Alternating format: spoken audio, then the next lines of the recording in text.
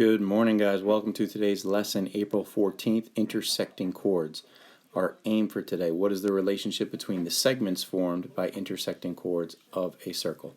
So essentially, just like yesterday, two chords are going to cross each other, and now they're going to ask you to find a certain piece, a certain segment, all right, and how long that segment is. Yesterday, we dealt more with finding the angle measurement that's formed when those two chords cross each other, just like you're due now here. It says in the diagram below of circle O, chords AE and DC intersect at point B, such that the measure of arc AC right here is 36 degrees, and the measure of arc DE is 20 degrees. They want you to find the measure of the angle within there, that is angle ABC.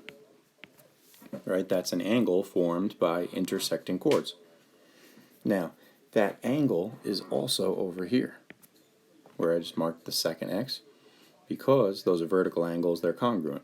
So now essentially we're dealing with two arcs.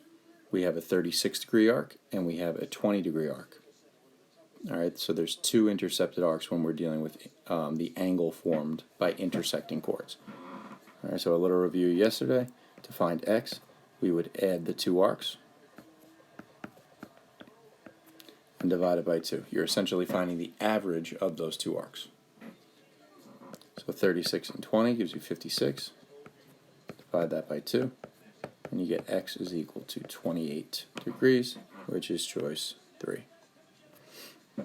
So this is the angles formed by intersecting arcs.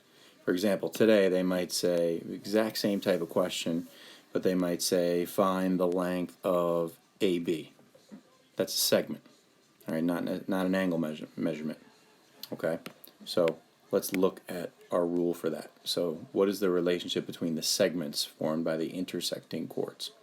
If two chords intersect in a circle, the product of the length of the segments of one chord equal the product of the segments of the other chord. Right, so two chords cross each other right now. So one of the chords is AB, the other chord is CD. So let's look at the green chord right now. That's broken up into two parts. You're going to multiply those two parts. So AE times EB. And you're going to set that equal to the other chord's pieces. So now let's look at the blue chord. The two pieces that make up that chord are CE and ED. You multiply those together and set it equal to the other. That's all it is. Alright, so the chords are broken up to two parts. You multiply them together, set them equal to each other, and you just need to strategically solve the problem from there. Alright, let's see how this actually looks. Example 1, solve for X.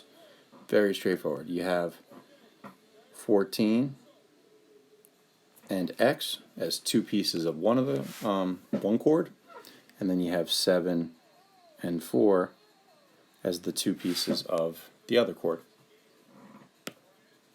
Alright, I'll multiply the two green pieces together, 14 times X, and set that equal to the two blue pieces, which is 7 times 4. That's all. Simplify and solve. We get 14X is equal to 28, divide by 14, and we get X is equal to 2. Done. Not always going to be that straightforward, but these are some of the problems you'll see on Delta Math in the coming weeks. Alright, example 2, a little more in depth. In the diagram below of circle O, chord AB bisects chord CD at E. If AE is equal to 8, they fill that in for you. If BE is equal to 9, they fill that in for you. Find the length of CE in simple stratical form. Now the biggest part of this problem here, guys, is chord AB bisects chord CD at E. So bisects, what does bisect mean? To cut into two equal parts. So we have to say what got bisected? Chord CD got bisected. So chord CD is in two equal parts. And that's a congruence marking. Now we're looking for one of those pieces. What's the length of CE? That's our unknown, X. Since we know they're congruent, I can call ED X as well. Two equal parts. They're represented the same exact way. So multiply those two pieces together, x times x, and set that equal to the two pieces of the other chord, which are 8 and 9. Now it's just simplify and solve. That's it. So we get x squared is equal to 72. Got to get that squared out of there by a square root. And we get x is equal to, I know a lot of times I tell you can leave it as radical 72 or that really long decimal that you end up getting, but they did this time say simplest radical form. So let's review that. It's good in preparation for Algebra 2. How do we simplify a radical? We need to find the biggest perfect square that divides evenly into 72. So now your perfect squares, you need to know what those are. 1, 4, 9, 16, 25, 36, 49, 64. So what's the biggest perfect square that divides evenly into 72? The answer is 36. So we write it as a product of two radicals. It would be 36, and what that would multiply by to get 72, which is 2, right? 36 times 2 is 72. And now the perfect square simplifies as 6, and the other one does not. Just leave it as radical 2, and you're done. So a pretty straightforward rule, but now when that rule gets combined with 50 other rules, it could be a little confusing. And now you also needed to bring in your Module 1 knowledge of bisecting two equal parts, so just make sure you're being careful. Alright, example 3. In the accompanying diagram of circle O, chords AB and CD intersect at E. If AE is equal to 3, EB is equal to 4, CE is equal to X, and ED equals X minus 4, what is the value of X? So now they gave you all the parts. They gave you BA, that chord, right, or AB, 4 and 3, two parts. For the chord of DC, they gave you two parts, X minus 4 and X. So they gave you everything. You just need to set it up and then simplify and solve. So the two parts for one of the chords are 4 and 3.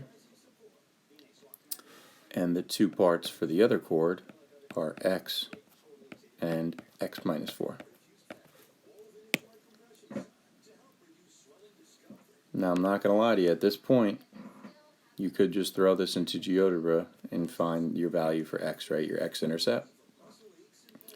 But once again, in the spirit of just getting ready for Algebra 2, let's talk about this algebraically. This is actually something you probably have not seen in quite a bit of time. So 4 times 3 is 12, no problem. Alright, on the right side of the equation, this will have to be a little bit of distributive property. So x times x is x squared. X times a negative 4 there really is negative 4x. Now we need to really get this into standard form and then factor t off solve. Alright, how this starts. We need to set this equal to 0. So what you need to do is subtract this 12 over to the other side. So that we're left with on the left side, that's the easiest way to get 0. We have 0 now is equal to, now that minus 12 is not a like term with any of those terms up top. So we just have x squared minus 4x minus 12.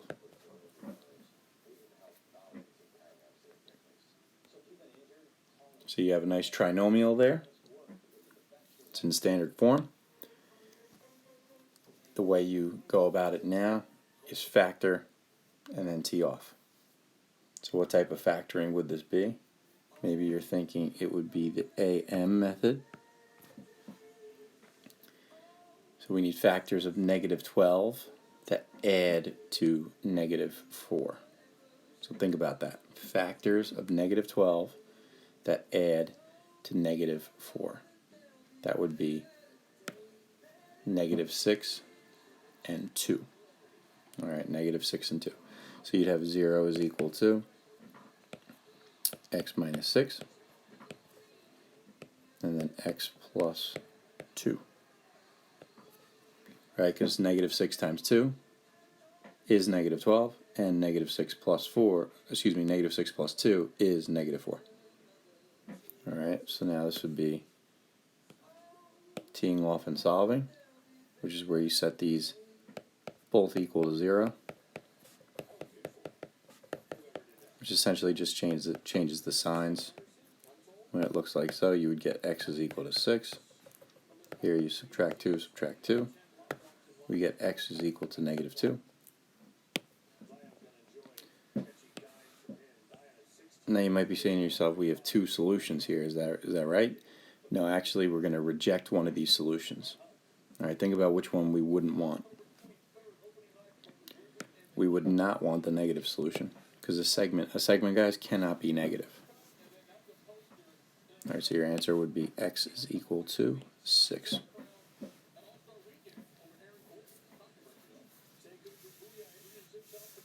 Alright, and then you could really even think about substituting here. X is equal to 6. This one up here would be enter 6 in. It would be 6 minus 4, so this one would end up being 2. So 2 times 6, that's 12. The other chord, 4 times 3, that's also 12, so you can check it and make sure you did it correctly. And once again, we're rejecting the negative solution because a side line can never be negative. Alright, so what you're going to do is practice these few, 1, 2, 3, and then a challenge question. Check back, ask me questions and remind throughout the day. Check back, look at the answer key, correct your work. Your Delta Math is posted for the week. That's due on Thursday. And that's really it, guys. I look forward to hearing from you. And have a great rest of your day.